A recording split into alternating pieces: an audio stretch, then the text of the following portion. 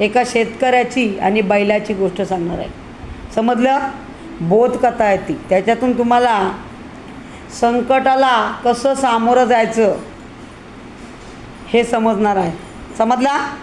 तर एक शेतकरी होता व त्याचा एक बैल होता. एकदा काय झालं, बैल चालत असतानाच शेतामध्ये चालत होता बैल आणि चालता चालताच अचानक शेतात एक कोरडी विहीर होती. त्या विहिरीत तो बैल पडला. काय केला? विहिरीमध्ये बैल पडला. विहीर एकदम खोल होती.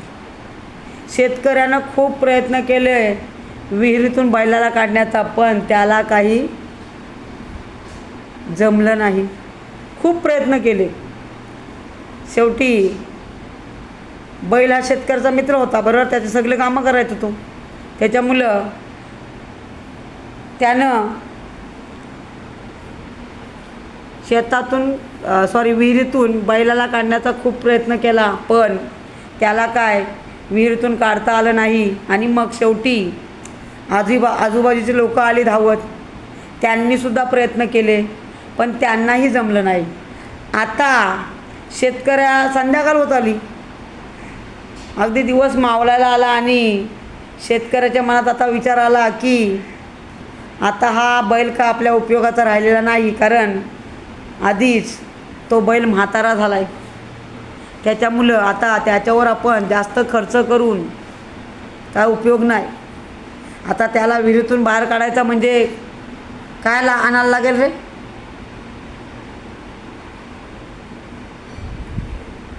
एखादी मशीन आणायला लागेल ना. एखादी वस्तू एखाद्या खड्ड्यात पडली असेल तर कुठली तरी मशीन वापरून तिला काढावं लागणार. मग तेवढा खर्च करण्यापेक्षा आता हा बैल म्हातारा झालेला आहे. या बैलाचा आपल्याला काहीच उपयोग राहिलेला नाही आणि म्हातारा झाल्यामुळं हा बैलसुद्धा काम कमी करतो आहे. त्याच्यामुळं आता काय करूया, हा बैल उलट मेला तर बरा होईल. आणि विहीर पण रिकामी होती, कोरडी होती. आणि म्हणून त्यानं एक आयडिया केली शेतकऱ्यांनी. त्यांनी काय केलं, लोक जमा झाली होती. या लोकांचा आपण आता वापर करू शकतो. इतर वेळी जर कोरडी विहीर होती, विहिरीला पाणी नव्हतं, नाहीतर ती अशीच होती विहीर. म्हणून आपण काय करूया, या बैलाच्या निमित्तानं आपण ही विहीर भरून घेऊया. आणि म्हणून त्याने काय केलं, लोकांना सांगितलं की बैल का निघत नाही आपल्याला, मग आपण असं करूया, विहिरीत माती टाकूया. मग बैल काय करेल, त्या मातीवर चढेल आणि हळूहळू वर येईल. लोकांना पण ते पटलं होतं.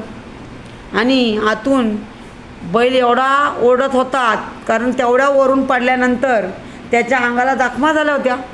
तो ओढत होता आणि मग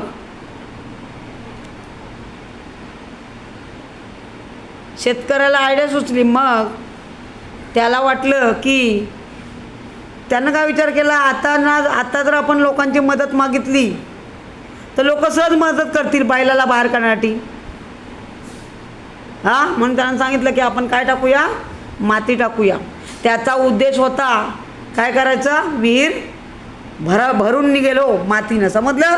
म्हणजे आपल्याला तेवढे कष्ट लागणार नाहीत, लोकच आपल्याला मदत करतील. आणि मग लोकांनाही ते पटलं आणि लोकांनी लगेच कामाला सुरुवात केली.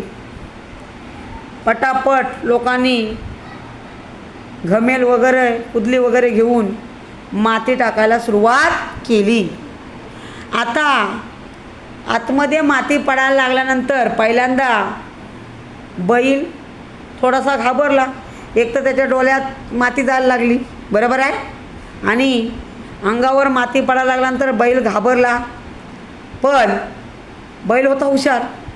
तो जशी माती वरून एकदा माती पडायला लागली की तो असा अंग हलवायचा. अंग हलवला की सगळी माती कुठं पडायची, खाली. आणि मग खाली पडली बाजूला की तो बैल त्या मातीवर चढायचा. समजला?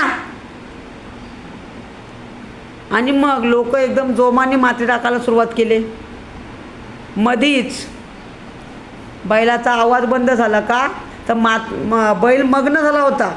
वरून माती पडायची ना, लोक माती टाकत होते. माती पडली की बैल असा अंग हलवायचा. त्यामुळे तो एवढा मग्न झाला होता की तो जो ओरडणं होतं ते त्याचं बंद झालं.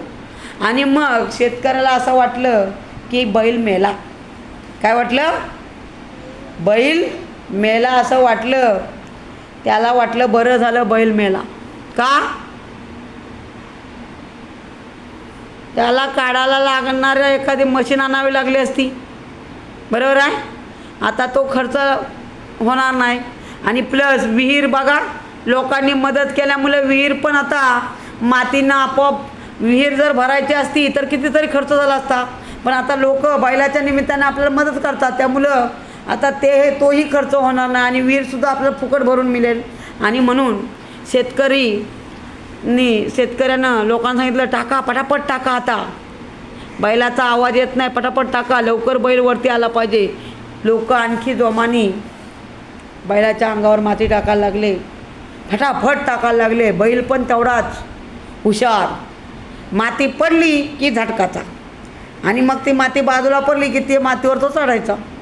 असं करता करता करता बरीच विहीर भरली आणि अगदी रात्र उशिरापर्यंत अगदी ती विहीर पूर्ण भरली.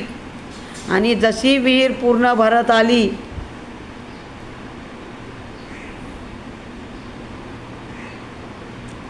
बैल सरळ, बैलाने काय केला, विहिरीच्या काठावर पाय ठेवला आणि बैल बाहेर आला. बघा, म्हणजे